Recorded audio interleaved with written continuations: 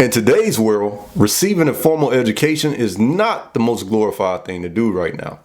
The economy is not at its best, wages are flat, interest rates have gone to the moon, and jobs are, well, I'm sure you're not living under a rock. While all of this is going on, everyone has their own opinion, and I have formed 5 of my own. Here they are, starting with number 1.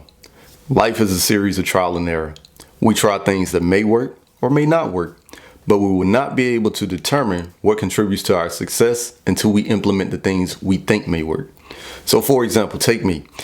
3 years ago, I separated from the military. I moved from my location overseas back to the States to Phoenix, Arizona.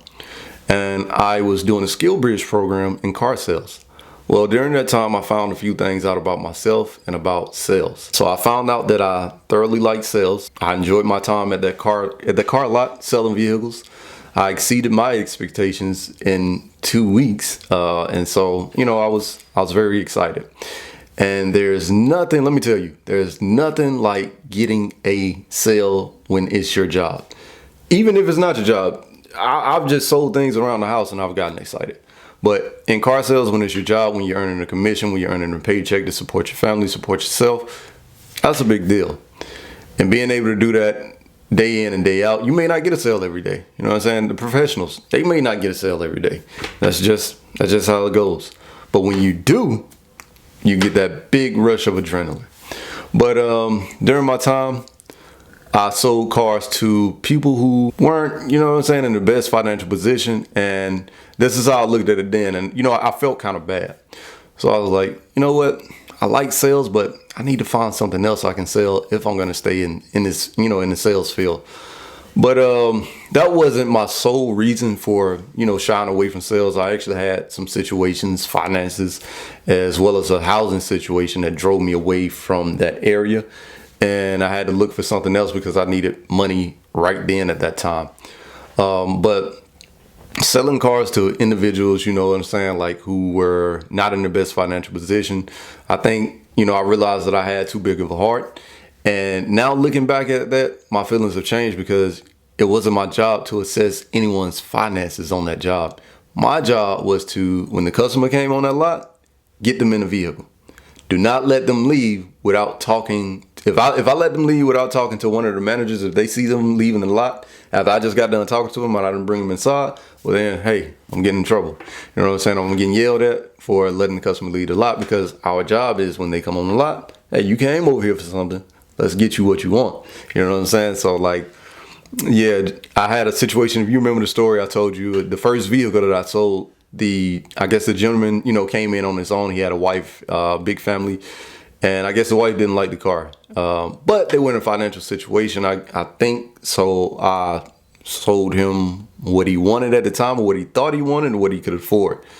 But when people come into the car lot, you know what I'm saying? Some of them come on impulse. Some of them come for, just wants. It's not necessarily a need to try to get too much car. It's not your job as a salesman to tell them, hey, your finances say you can't do this. At that time, even now, I'm not a CFP. I'm not a finance guru. So I had no business trying to assess those people's finances and, say, oh, well, they shouldn't be doing this. They shouldn't be doing that. My sole job was to get them in the seat of a vehicle and get them on their merry way and be happy. But anyway, I got out of car sales, had to move from that location, got out of car sales because I needed some money at that time. So we can scratch car sales off the list. It didn't work. I came down to Tucson, Arizona, and that's when I got into trucking. Now, when I was doing trucking, I thought I wanted to be a trucker. For a long time, I said I wanted to be a trucker. That's what I was telling everybody I wanted to do when I got out of the military. When everybody would ask, I was like, I'm going to drive trucks. You know what I'm saying? And I had one guy or one sergeant tell me, he's like, Scott, it's a big difference driving for pleasure and driving for work. Are you sure you're going to want to do that? I was like, yeah, man, I love the road. Yeah, that's for me.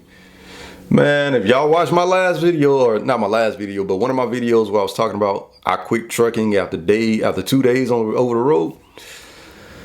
Man, it wasn't even just about the trainer mentor, you know what I'm saying? It was just about the job in general. Like being that far away from home, assessing like my surroundings, the environments that I would be in, the conditions that I'll have to drive under. and just how strenuous that activity is. Driving long term is very strenuous on the body, especially if you're someone who has back problems, knee pain. You know what I'm saying? Like if you got certain conditions, or if you don't have them, by the time you get off of that truck, you will have them. And, you know, truckers, you know what I'm saying, they have a lot of knee problems, back problems after a while. So I knew, you know, that wouldn't be something that I wanted to do long term. But I tried trucking several times. I tried over the road trucking, didn't like it. I tried home daily trucking, where I did dump truck hauls. I did belly dump, and I actually enjoyed that. That was pretty cool.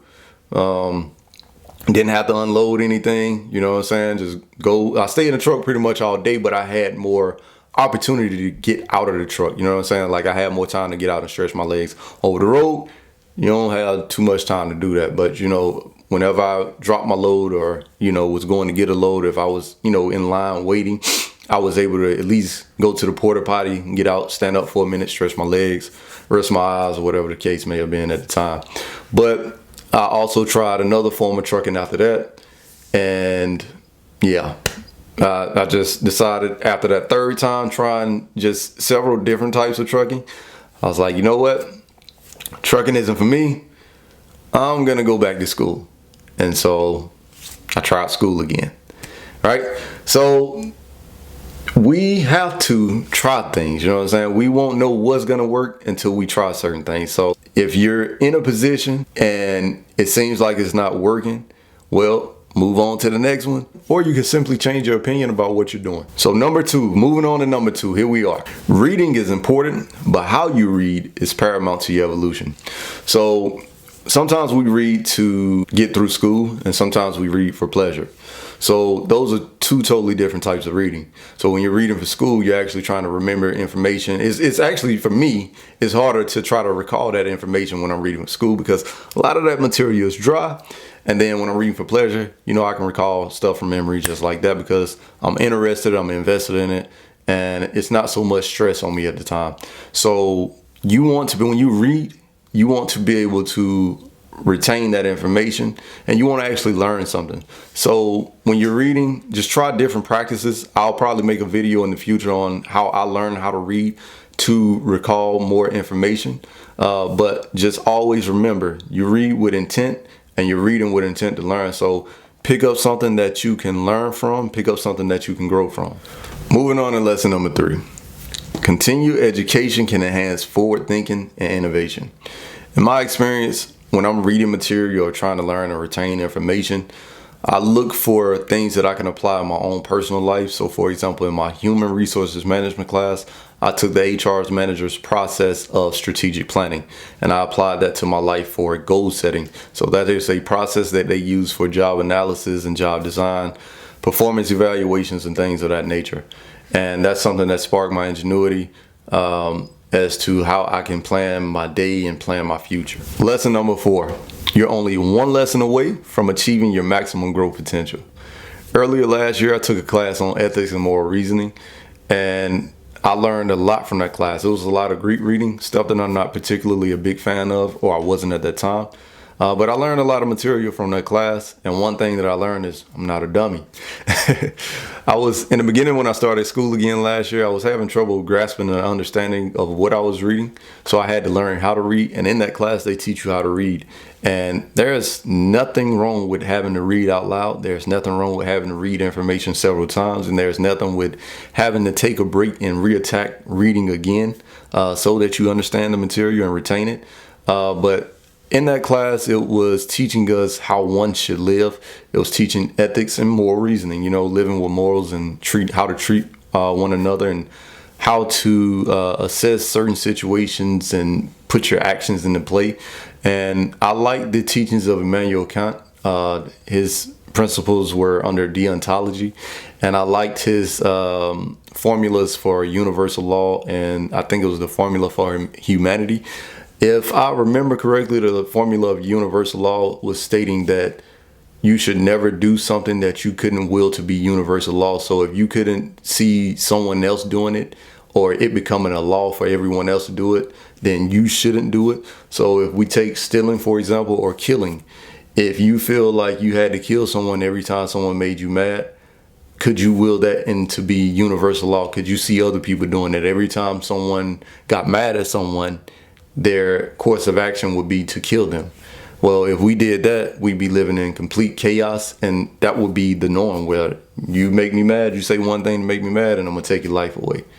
Could you imagine a world like that?